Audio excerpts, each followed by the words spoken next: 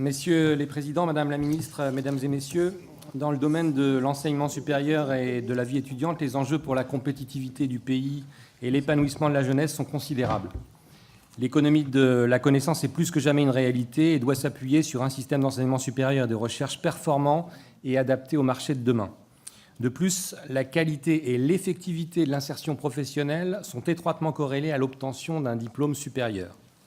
Nous savons que les défis à relever sont nombreux et l'actualité récente nous le rappelle. Le premier été du quinquennat a en effet été marqué par les dysfonctionnements majeurs autour de la plateforme APB, sévèrement jugée par la Cour des comptes et la CNIL, et révélateur des lacunes profondes du système de l'enseignement supérieur. Nous faisons aujourd'hui le constat d'une orientation inadaptée qui se double d'une sélection par l'échec, inacceptable pour les jeunes qui veulent poursuivre des études et pour notre nation dans son ensemble. Si les estimations économiques sur le coût de ce gâchis varient selon les sources, il est certain que plusieurs centaines de millions d'euros pourraient être économisés et utilisés à de meilleures fins si les lacunes du système en termes d'orientation et d'information des lycéens et des étudiants étaient comblées. Lorsqu'une politique publique ne donne pas les résultats escomptés, deux réponses sont généralement proposées. La première réponse, il faut plus de crédits, qui n'interroge pas toujours sur l'efficience de la dépense publique et l'optimisation des services rendus aux citoyens et aux usagers. La deuxième réponse, il faut faire plus et mieux avec moins, qui se révèle dans certaines situations décourageantes et contre-productives pour les opérateurs concernés et qui freine l'implication et la motivation des acteurs de terrain.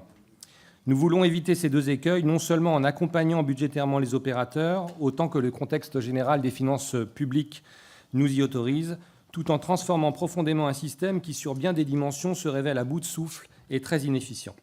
Le budget 2018 concilie à mon sens ces deux aspirations. D'une part, les crédits de la mission interministérielle Recherche et Enseignement supérieur vont s'accroître de plus de 700 millions d'euros, cela a été dit, en 2018, dont 234 millions d'euros sur la partie enseignement supérieur. Ils atteindront ainsi 27,6 milliards d'euros en crédits de paiement, dont 16,1 milliards d'euros pour les deux programmes qui regroupent les dépenses de l'enseignement supérieur et de la vie étudiante. Ce budget augmentera encore en 2019 et en 2020.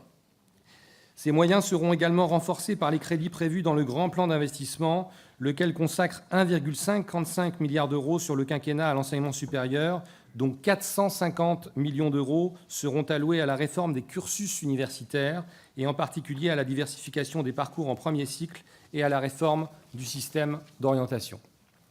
Nous le savons, les capacités d'absorption du système arrivent aujourd'hui à saturation et ce système est devenu profondément inégalitaire. Ainsi, alors que dans les formations courtes professionnalisantes, type DUT, BTS, le taux de passage entre la première et la deuxième année est élevé, plus de 75%, il n'est que de 40% en licence, avec de très fortes inégalités entre les étudiants issus d'un bac général, ceux issus d'un bac technologique et ceux issus d'un bac professionnel qui ne sont que 6% à accéder à la deuxième année.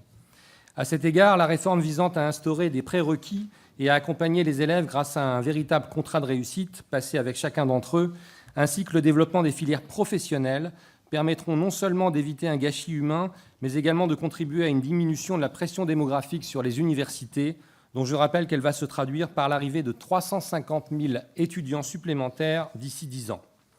À cet égard, j'aimerais, Madame la Ministre, que vous puissiez revenir sur votre engagement de créer 100 000 places supplémentaires dans les nouvelles filières courtes professionnalisantes.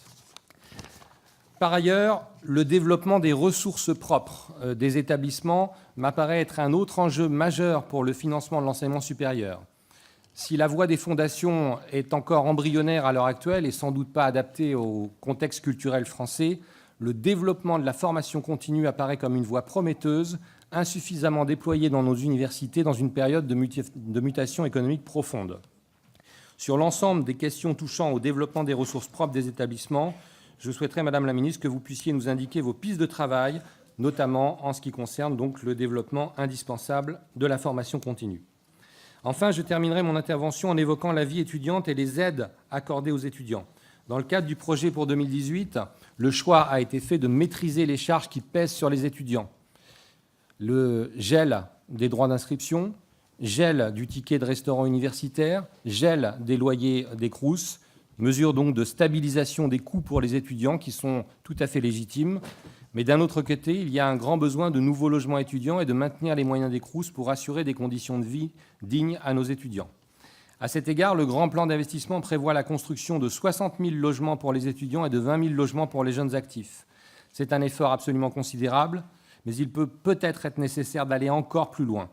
Le CNUS pourrait par exemple amplifier son effort de construction dans les années à venir si l'État s'engageait financièrement ou par la mise à disposition de foncier dans les années à venir. De manière générale, les CROUS, déjà pénalisés par le gel du ticket de restauration, ne pourront assumer éternellement une hausse de leurs dépenses sans hausse des moyens humains et financiers correspondants.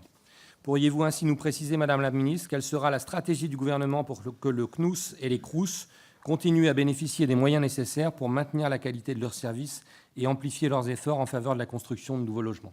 Je vous remercie. Merci, monsieur le rapporteur. Madame Danielle Hérin, rapporteure pour avis de la Commission des affaires culturelles et de l'éducation sur les crédits de la recherche.